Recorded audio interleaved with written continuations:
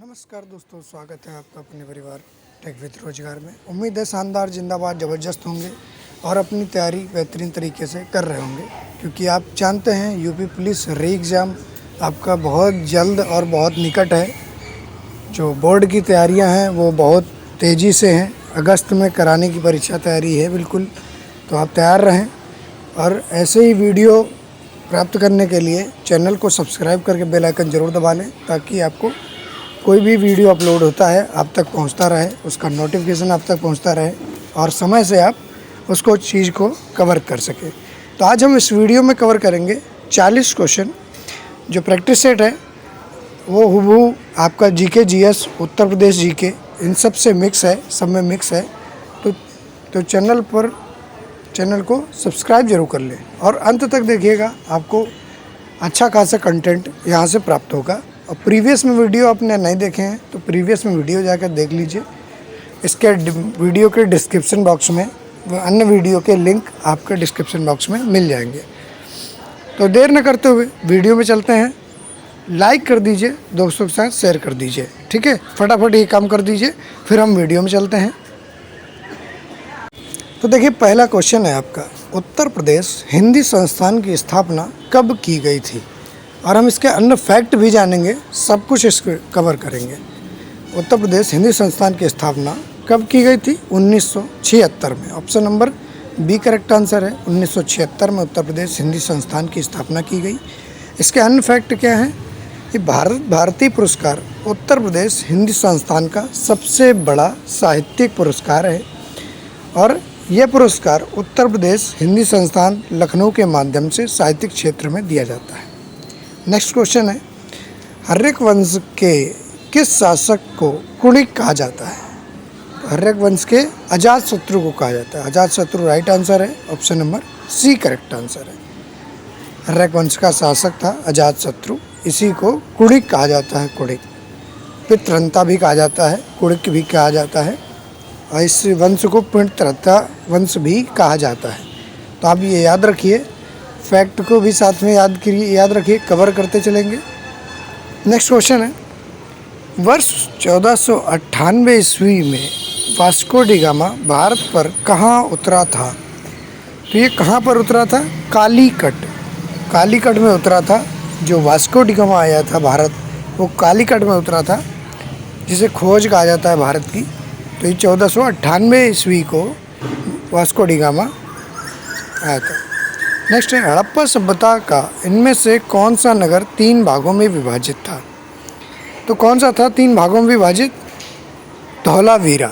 धौलावीरा क्या था? 3 भागों में विभाजित था, एक राजा एक प्रजा, उसके बाद पूरा साथ में, ऐसे 3 भागों में विभाजित था। आवरण टाइप का कह सकते हैं इसको। तो 3 आवरण थे इसके, 3 भाग थे इसके, जो पूरा इसको सुरक्षित करता था, पूरा एक साइड से रखता था। तो हड़प्पा सभ्यता का ये स्थल है जो 3 भागों से विभाजित था। बाकी सारे कितने थे? 2 भागों में थे, एक नगरों में, एक राजाओं के लिए। विजयनगर साम्राज्य की स्थापना कब हुई? विजयनगर साम्राज्य की स्थापना कब हुई और किसने की? तो 1336 में विजयनगर साम्राज्य की स्थापना की गई, 1336 में। और किसने 1336 में की थी? हरिहर प्रथम और बुक्का राय प्रथम, 2 भाइयों ने, ये संगम वंश के थे, इन्होंने की थी। नेक्स्ट क्वेश्चन है, सूची 1 से सूची 2 को मिलाना है। नवाबगंज पक्षी विहार गोंडा, ओखला पक्षी विहार उन्नाव, समस्तपुर पक्षी विहार गाजियाबाद और पार्वती अर्का पक्षी विहार रायबरेली। तो राइट आंसर बताइए, इसको कैसे मिलाएंगे? और नवाबगंज पक्षी विहार कहाँ है? उन्नाव में है। ओखला पक्षी विहार की बात करें तो ये गाजियाबाद में है। और जो समस्तपुर पक्षी विहार है, समस्तपुर पक्षी विहार कहाँ पर है ये बताइए जल्दी से? तो ये रायबरेली में है, रायबरेली में। और पार्वती अर्का पक्षी विहार गोंडा में स्थित है। तो ये राइट आंसर है इसका। ऐसे क्वेश्चन को आप जरूर अटेंड करें। नेक्स्ट है, पृथ्वी का एकमात्र उपग्रह कौन सा है? कभी कभी नॉर्मल क्वेश्चन भी आ जाते हैं। चंद्रमा है इसका राइट आंसर, तो याद रखिए चंद्रमा है। नेक्स्ट है, निम्नलिखित में से किस देश से होकर कर्क रेखा नहीं गुजरती है? तो कर्क रेखा किस देश से होकर नहीं गुजरती है? तो ये जायरे से नहीं जाती है। जायरे से नहीं जाती है। राइट आंसर इसका जायरे है। भारत म्यांमार इनसे गुजरती है। 8 राज्यों से गुजरती है, भारत के 8 राज्यों से होकर गुजरती है। कौन कौन से हैं वो, ये आप ट्रिक याद रखें। मित्र पर गमछा झार, मिजोरम, इधर से देखेंगे तो गुजरात, राजस्थान, एमपी, छत्तीसगढ़, झारखंड, पश्चिम बंगाल, त्रिपुरा, मिजोरम। ये क्रम है पश्चिम से पूर्व की ओर जो 8 राज्यों से गुजरती है। और कर्क रेखा को जो माही नदी है वो 2 बार काटती है, ये भी आप याद रखिए। कर्क रेखा को माही नदी 2 बार काटती है, ये भी एक्स्ट्रा फैक्ट है, आप याद रखें इसको। और ये ट्रिक याद रखें, मित्र पर गमछा झार जो 8 राज्य हैं इसमें समाहित हैं। मिजोरम, त्रिपुरा, पश्चिम बंगाल, राजस्थान, गुजरात, मध्य प्रदेश, छत्तीसगढ़, झारखंड। तो ये 8 राज्यों से गुजरती है। पूछा जाता है कौन सा राज्य से नहीं गुजरती है, जिसमें 4 ऑप्शन दिए जाते हैं, त्रिपुरा, मिजोरम, मेघालय, झारखंड। तो मेघालय से नहीं गुजरती है, ज़्यादातर ऑप्शन में मेघालय मिलता है, मेघालय से नहीं गुजरती है। ठीक है, ये भी याद रखिए। एक्स्ट्रा फैक्ट आगे देख लीजिए। कर्क रेखा भारत के अलावा 14 देशों से होकर गुजरती है, जिसमें माली, संयुक्त अरब अमीरात, ये सारे शामिल हैं। लीबिया, ओमान, मिस्र, मैक्सिको, बहामा, ये सारे देशों से कर्क रेखा होकर गुजरती है। तो ये याद रखिए। मकर रेखा स्थित है, 10 देश स्थित है मकर रेखा पर। 3 जल निकाय हैं, 3 महाद्वीप बनाते हैं। ठीक, नेक्स्ट है, भारत में पहली बार जनगणना किसके शासनकाल में संपन्न हुई? तो ये किसके शासनकाल में संपन्न हुई? लॉर्ड मियो, जो 1971-72 में हुई। लॉर्ड मियो के शासनकाल में ये हुई थी 1871-72 में। 1872 में 71 जनगणना 72 में हुई, लॉर्ड मियो के शासनकाल में हुई थी। और जो नियमित जनगणना थी वो 1881 में रिपन के शासनकाल में हुई। तो जो नियमित जनगणना, जो संपूर्ण जनगणना थी 1881 में होती है और रिपन के शासनकाल में होती है। रिपन इस समय वायसराय होता है, रिपन के शासनकाल में ये जनगणना होती है। नेक्स्ट है, भारत का सबसे बड़ा बंदरगाह कौन सा है? तो भारत का सबसे बड़ा बंदरगाह कौन सा है? मुंबई बंदरगाह। मुंबई बंदरगाह भारत का सबसे बड़ा बंदरगाह है। नेक्स्ट है, सर्वोच्च न्यायालय में कुल कितने न्यायाधीश हैं वर्तमान में? कुल कितने न्यायाधीश हैं? तो 34 हैं, 33 प्लस 1 CGI। 34 न्यायाधीश हैं, 33 प्लस 1 CGI जो हैं मुख्य न्यायाधीश। जो कौन है, आपको कमेंट बॉक्स में इसका आंसर देना है। प्रेजेंट टाइम वर्तमान में मुख्य CGI, मुख्य चीफ जस्टिस ऑफ इंडिया कौन है, इसका आंसर बताना है। ठीक है, जो 50वें नंबर के हैं। अब इसका आंसर कमेंट बॉक्स में ज़रूर बताइएगा। एक क्वेश्चन देते हैं आपको, ये वाला करके बताइएगा, 50वें नंबर के। नेक्स्ट क्वेश्चन है, देवी पाटन मेला उत्तर प्रदेश में किस ज़िले में लगता है? देवी पाटन मेला किस ज़िले में लगता है? तो ये बलरामपुर में लगता है। Option number C correct answer है, बलरामपुर में लगता है देवी पाटन का मेला। लखनऊ, मथुरा में तो कई मेले लगते हैं, आपको पता है, तो याद रखिए। करीब 2250 मेले हैं जो होते हैं, तो इनको याद रखिए। 2250 मेले सभी याद नहीं किए जा सकते, इम्पोर्टेंट मेले याद रखिए। जैसे देवी पाटन का मेला है, बलरामपुर में है, और मथुरा में एक जो रास या कृष्ण भगवान की लीलाएं हैं, ये सारे कुछ होते हैं। नेक्स्ट है, अगर आपस अपने किसी सहयोगी को रिश्वत लेते हुए देख लेते हैं तो आप क्या करेंगे? ऐसे क्वेश्चन आपको एग्ज़ाम्स में, पुलिस के एग्ज़ाम में देखने को मिले थे। तो आप बताइए, ये रीजनिंग थ्योरेटिकल क्वेश्चन है। जो ऐसे क्वेश्चन करीब आपकी जो एग्ज़ाम हुआ था, पेपर हुआ था पुलिस का, उसमें करीब 12-15 क्वेश्चन थे ऐसे ही। तो आप बताइए इसमें राइट आंसर क्या होगा? उसे रोकने का प्रयास करेंगे, कुछ नहीं करेंगे, सबूत के साथ उच्चाधिकारी की सूचना देंगे, या इनमें से कोई नहीं? रिश्वत लेते हुए कि अपने सहयोगी को देखते हैं तो आप क्या करेंगे? इसका राइट आंसर क्या है? उसे रोकने का प्रयास करेंगे। Option number A correct answer है, उसे रोकने का प्रयास करेंगे, ठीक है ना। अपने सहयोगी को रिश्वत लेने से रोकने का प्रयास करेंगे, इसका एक करेक्ट आंसर है।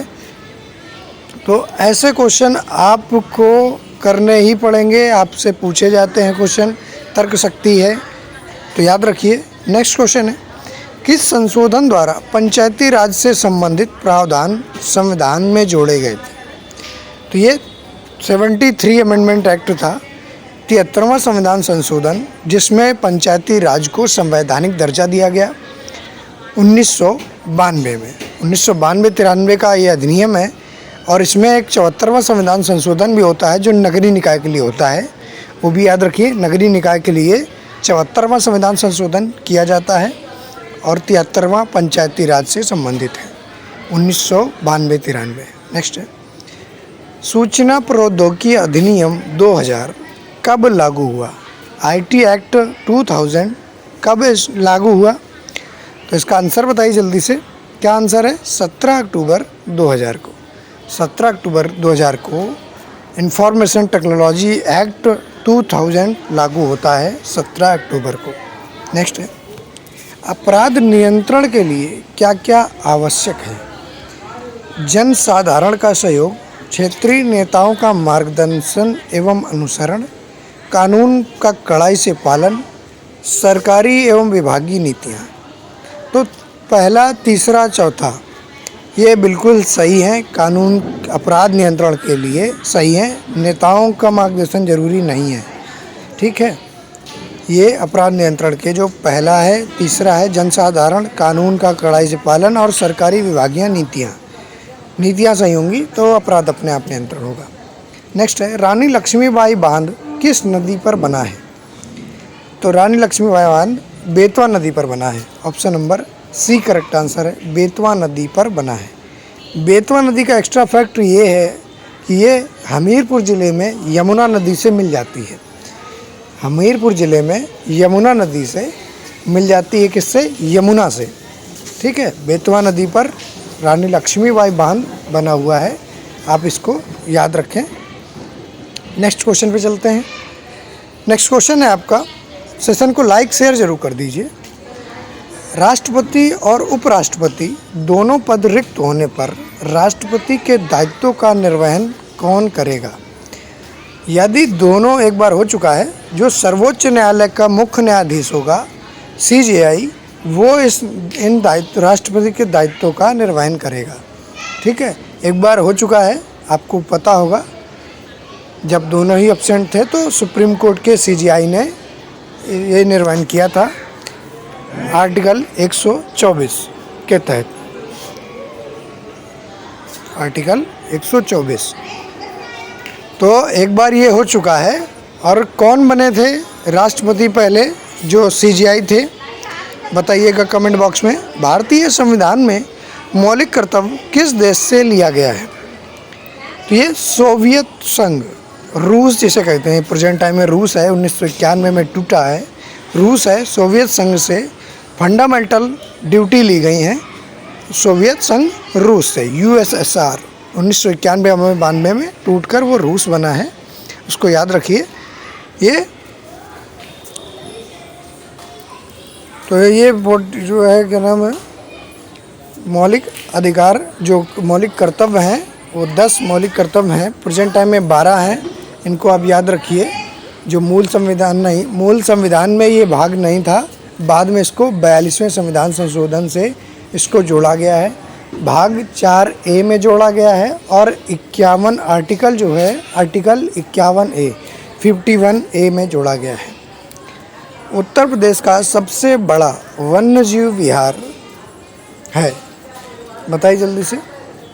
सबसे बड़ा वन्यजीव विहार है उत्तर प्रदेश का, तो ये हस्तिनापुर वन्यजीव विहार है। हस्तिनापुर वन्यजीव विहार है जो उत्तर प्रदेश का सबसे बड़ा वन्यजीव विहार है, ठीक है ना, याद रखिएगा।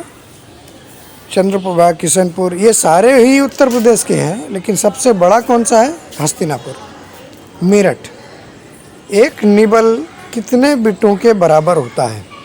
एक निबल कितने बिटों के बराबर होता है? 4 बिटों के। नेक्स्ट है, संविधान के किस अनुच्छेद में संविधान संशोधन की प्रक्रिया का उल्लेख है?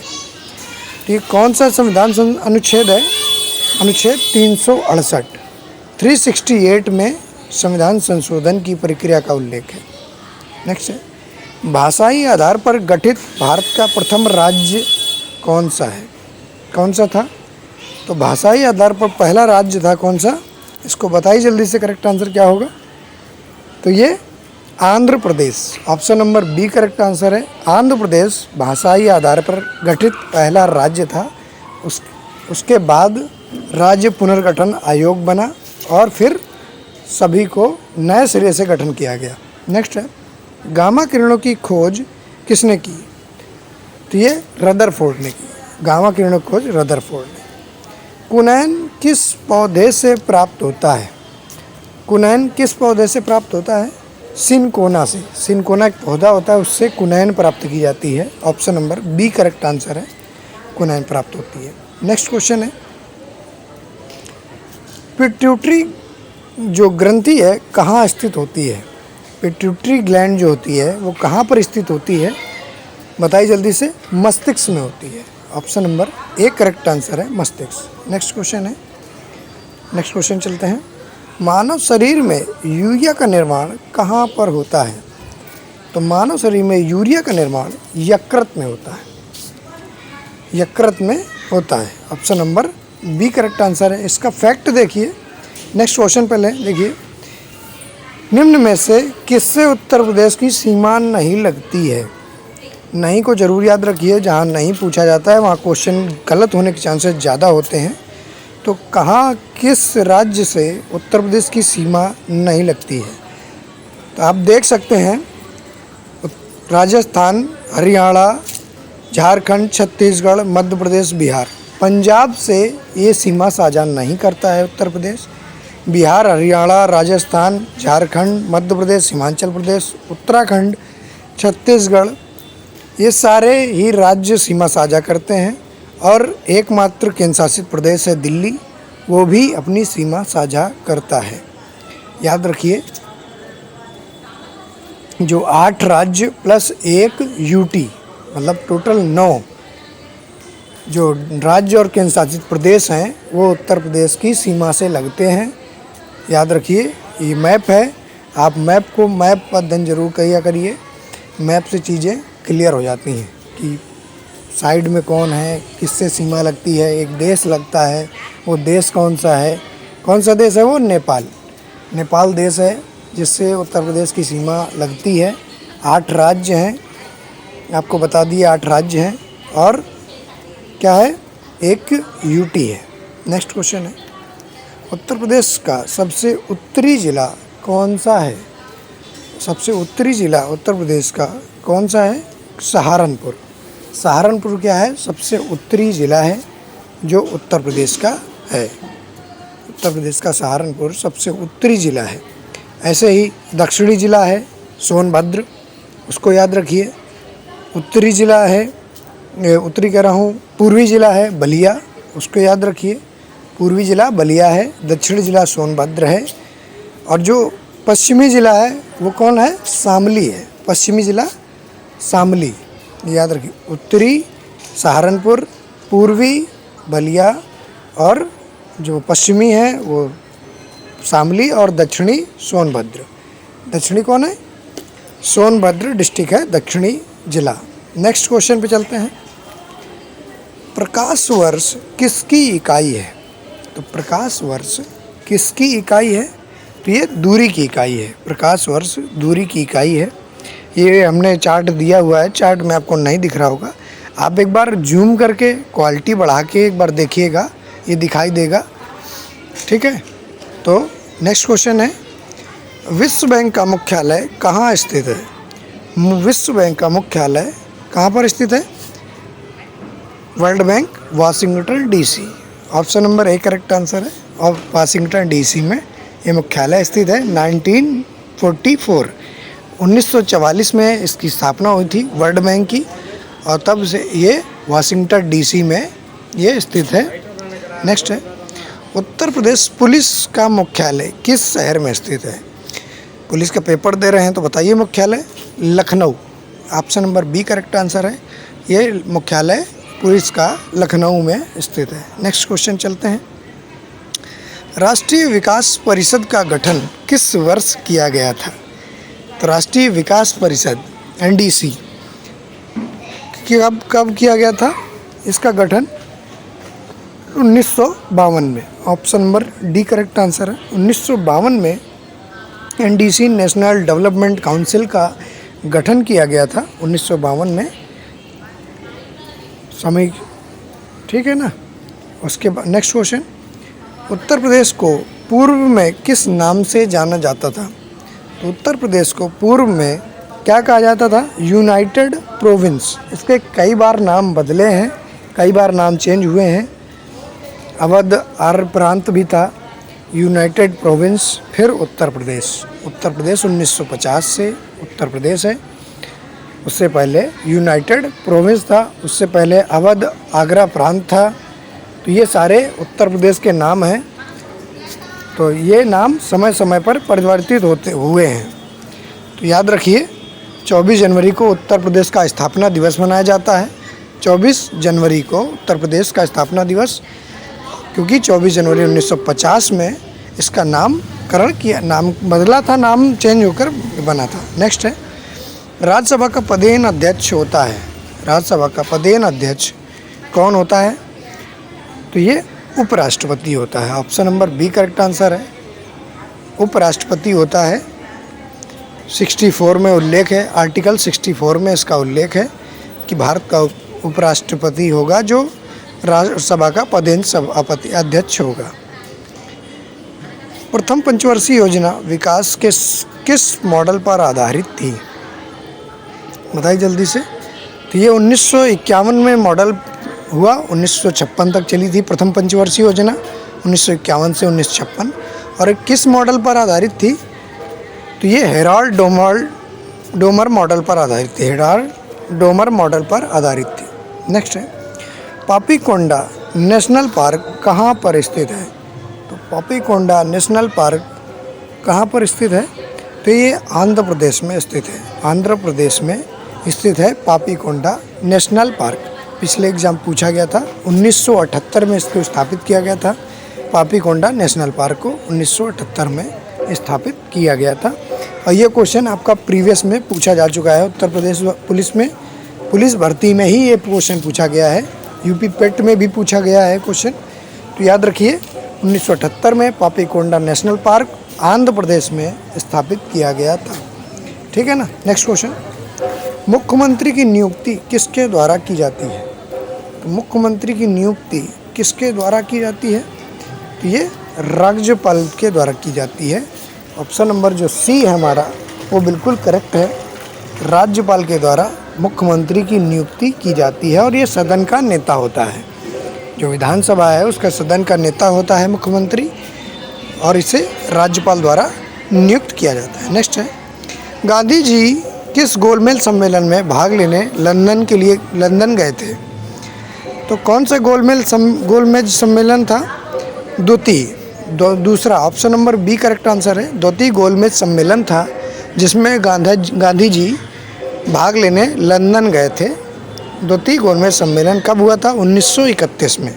1931 में इसका सम्मेलन हुआ था। 1930, 1931 इनके सम्मेलन थे। पहला सम्मेलन 1930 था, द्वितीय 1931 था। फिर और सबसे जो तीनों में किसने भाग लिया? 1932। तीनों में भीमराव अंबेडकर इन्होंने भाग लिया था, तीनों में कांग्रेस ने, और गांधी जी ने दूसरे गोलमेज सम्मेलन में। नेक्स्ट क्वेश्चन है, राष्ट्रपति द्वारा लोकसभा में आंग्ल भारतीय समुदाय के 2 सदस्यों को किस अनुच्छेद के तहत मनोनीत करता था? अभी नहीं मनोनीत होता है क्योंकि अब इनको समाप्त कर दिया गया है। तो ये कौन से अनुच्छेद से करते थे? आर्टिकल 331 आर्टिकल 331 के तहत इनका मनोनयन होता था, जो अब समाप्त कर दिया गया है। तो ये आपके 40 क्वेश्चन थे, इम्पोर्टेंट क्वेश्चन थे यूपी पुलिस को लेके, यूपी SSC आयोग द्वारा जूनियर असिस्टेंट के लिए, सभी के लिए एग्ज़ाम्स के लिए मोस्ट इम्पॉर्टेंट सेशन था ये। जिन लोगों ने चैनल सब्सक्राइब कर नहीं किया है वो चैनल सब्सक्राइब कर लें और बेल आइकन ज़रूर दबा लें, ताकि कोई भी वीडियो, कोई भी इन्फॉर्मेशन पुलिस से रिलेटेड या जूनियर असिस्टेंट या नए विज्ञापन से रिलेटेड आती है तो आप तक वो इन्फॉर्मेशन पहुंच जाए और वीडियो आप तक पहुंच जाए। तो स्वस्थ रहें, मस्त रहें, तैयारी अपनी मस्त रखें। मिलते हैं नेक्स्ट वीडियो में, तब तक लिए जय हिंद, जय भारत, जय माँ सरस्वती।